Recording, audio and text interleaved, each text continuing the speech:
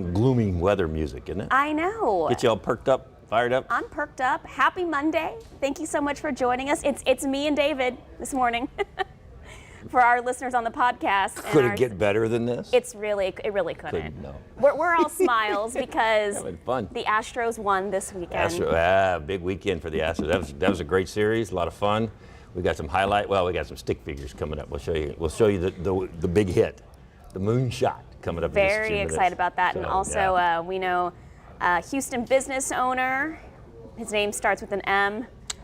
Mattress Mack. Mattress Mack. So we were talking about this earlier. You think he broke even? Okay, but how many? Because he always bets on stuff. Because he has been betting so so much money. So we'll answer those questions. We'll talk about that. Plus, San Antonians are coming together. One last hurrah at the Midnight Rodeo. Did you ever DJ there? No, I did not DJ there, but I spent a moment or two there. or 3 or 4 or 5 maybe. I'm surprised you didn't go.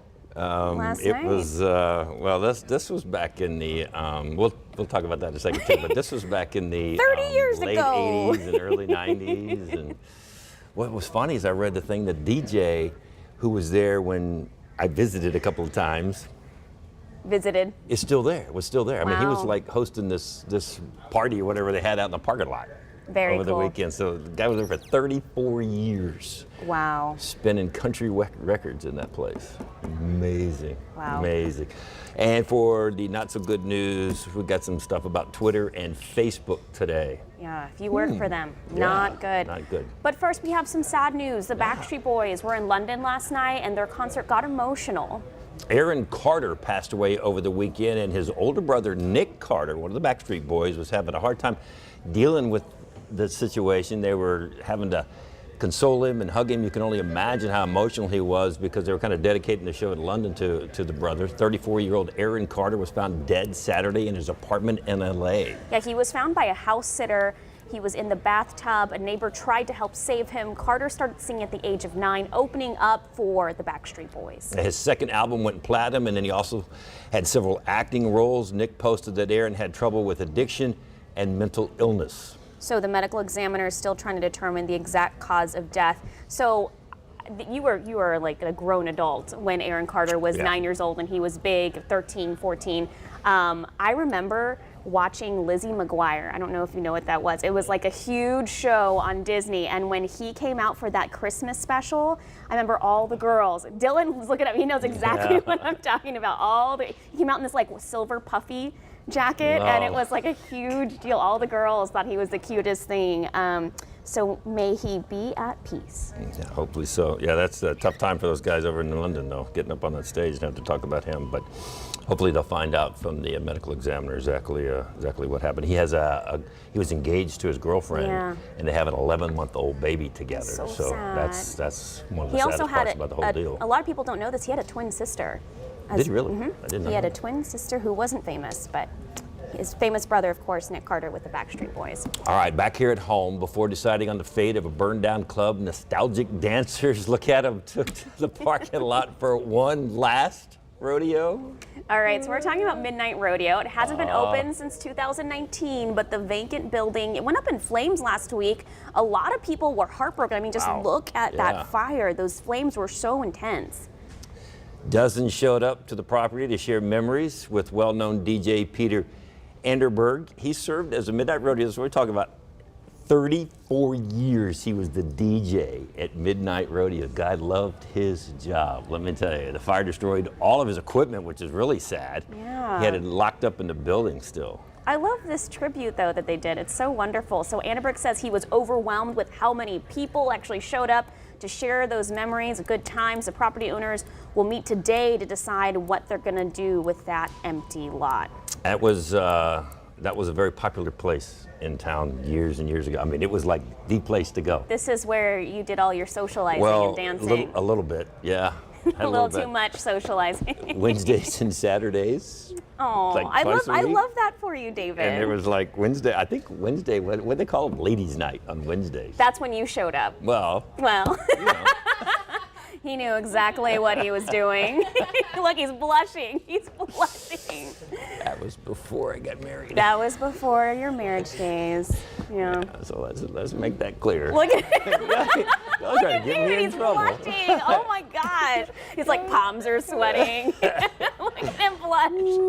All right, what's the next story? All right, we're talking about big tech layoffs. They're making headlines today, David. Yeah, Twitter let go of nearly half of its staff last Friday. You probably heard about that. Elon Musk has been catching a lot of grief for that over the weekend. This is one of the many changes that came after Musk actually took over Twitter. So now Facebook is actually following suit. According to the Wall Street Journal, Facebook parent company Meta is preparing to notify employees of large-scale staff reductions. The job cuts are expected to affect thousands of employees, and the announcement could come as soon as Wednesday. Yeah, so Facebook employees were told to cancel any non-essential travel at the beginning of this week. 70% slide in the company's stock is being blamed for the layoffs, which could be the largest ever for Facebook's parent company. So why isn't Zuckerberg catching as much grief as Elon Musk? I think because Elon Musk has just like gone in like, just like with fire. I guess so. So, I mean, it's like he's just kind of like under the radar, Interesting. Yes, we'll see. Tough times all the way around. And it was, when you got up this morning, did you go outside? It was so muggy. Yeah. It was so It was yuck. nasty. What was that? Yeah. What was what? What was all that nastiness? It was the rain. Yeah. Like, I mean, the humidity is back with a vengeance. I'm sure you guys can feel it out there. And let me tell you, we are going to be seeing much of the same in the mornings to come as well. Now, for the rest of the day today, we're starting to see some sun, but an isolated downpour is still possible. It will be humid and warm for the remainder of the day. Now, as we look at tomorrow, it's election day tomorrow, and we will have a drizzly start for some of those heading to the polls early in the morning. And then finally, we do expect another cold front, though, to arrive. This one's going to be particularly strong. It's going to sweep away all the humidity and bring us an actually chilly weekend by Saturday and Sunday. As we look at the radar right now, if you're listening to our podcast, there might still be a couple of isolated showers out there, but that's really all we expect for the remainder of the day is just some spotty showers here and there. We've also got peaks of sunshine out there, so it's warming up quickly. It's already close to 80 degrees as we head into the lunch hour. And this afternoon, we'll be in the low to mid 80s. It's going to be mostly cloudy with a 20% chance for an isolated downpour. That's it. Otherwise, warm 85 for the high temperature. And as we look at this evening, well, partly cloudy skies, no chance for rain, but by the start of the morning tomorrow, we're expecting to see again some patchy drizzle. So take a look at your 7-day forecast. Morning fog and drizzle is with us all week long until about Friday. Then we get that strong cold front. Oh my goodness, Sarah, we're going to have fun on GMSA on the weekend wearing our sweater dresses. Look at that. 40s in the mornings. I'm so glad you said that. 50s in the afternoons. And I might be making some chili. That's the kind of weather we're going to have this Okay, weekend. so Saturday morning is sweater dress, not Sunday morning, or both? Both. Look at that. Look at those temperatures, girl. 50 and 47? 50 and 47. Okay, because I have a sweater dress, and I was like, got up this morning, I was like, why did I order this sweater dress? I'll be able to wear them this weekend, girl. Do y'all have to dig into your closet to find this stuff? I mean, we have, Just out of curiosity? I don't know about you, Sarah, but I have my summer dresses and my winter dresses. Yeah, I have them. There's like 3 different closets. It's a mess. Thank you, Sarah. Because all we do, we just put on a suit and call it good. I know. Walk out the Isn't door. that nice? Yeah. Isn't that so Don't nice? have to Do you worry even about have to comb your hair? Well, Well, now you don't even have to shave. yeah, that's a good deal, right? We're in No Shave November, part of that deal. So yeah, go support KSAT No Shave November, guys. There's a bunch of us. You can go to our website and find out how that goes. All right, now here's we've been waiting for this. All right, so this weekend the Astros won the World Series over the Philadelphia Phillies, and we're going to show you the big shot. So here's home plate, right? Okay. And this is Jordan. He's 6'5". Yeah, just keep going. So we can make him really tall. And here he is. There's his arms. There's his head. We got to put a helmet on him because we don't want him getting hurt. No. So there's a helmet, and there's a little mouth thing right there. Stick to and your so day job. this is. Pretty bad. This is the bat coming here. Why is all it right? bending? Because when he swung so hard, it bent the bat. Okay. So this is the shot that he hit, and this right here is the man in the moon. That's how far the ball went that he hit. He has a moon shot. So then that made it 3-1 Astros, and then they added another one, and they won 4-1 in Game 6. So they ended up winning the series 4-2. So this, I get, he's 44, so we have to put a 4. So for those watching and a 4. our listening to our podcast, You're not missing much of the film. But that was a great description, David. So, and this is what the manager, Dusty Baker, he won his first World Series, by the way. I think everyone was at age really 73. pulling for Dusty. I mean, I loved seeing when they just kind of rushed him in the dugout. Everyone was like, It's great stuff. he's great. And then his one comment was he just wanted to party because he deserved it. So that's your moonshot right there. So that put them up 3-1. They scored another run in the sixth. This happened in the bottom of the sixth. So I messed up his helmet. Yeah, you did. But I can't even help boom. this. I don't know. I got to work on that. Moonshot. Moonshot. Moonshot, not to get confused with moonshine. He hit that ball 450 feet, and he hit it into a spot in the stadium where it doesn't people don't hit it. Yeah. That's how far away it was, because it was like dead center field. So, and there you see them celebrating, and I think the Astros are going to have a parade this afternoon, or here in about 45 minutes, at noon. I think it starts. I wonder. I mean, they must have been doing this till like 7 in the morning. Oh yeah. Yeah, I was. So that was awesome. And you remember back in this kind of makes up for the 2017 For the one trash when they can had drama. all that kind of stuff. So this was just straight up, and a rookie, Jeremy Pena. Oh my gosh, I love Jeremy Pena. He wins the MVP. Wow. He was. And he's the one stud. that took Correa's spot. Yeah. And it's it's like, did Correa?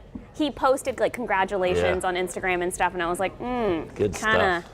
feeling that pain of leaving. Good stuff. So So congratulations good. to the So Astros. happy That for was the great stuff. Astros. Yeah, it was an interesting series because you remember they lost the game 1. Right. Came back, won game 2. Lost game 3 because Philly hit 5 home runs in that game. That remember was that? my husband was. It was like quiet. He turned the TV off.